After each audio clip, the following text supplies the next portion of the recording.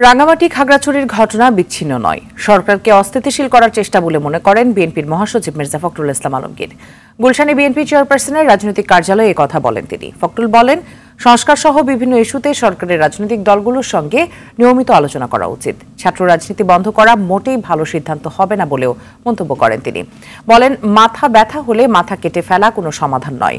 নির্বাচন দেরি হলে গণতন্ত্রের জন্য হুমকি মনে করছেন বিএনপি মহাসচিব।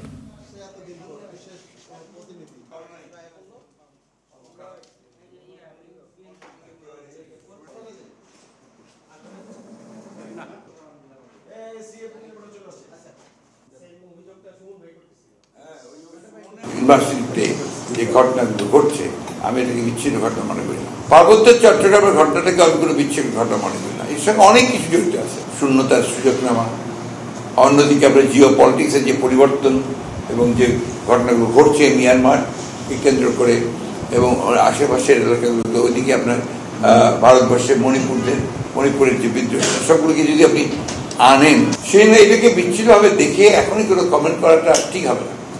তবে আমি মনে করি যে আপনার এটা নিঃসন্দেহে একটা part of destabilizing the ruling government, যেটা যার দায়িত্বে তাদেরকে করা, বাংলাদেশের পলিটিক্সটাকে ডিস্টেবিলাইজ করা।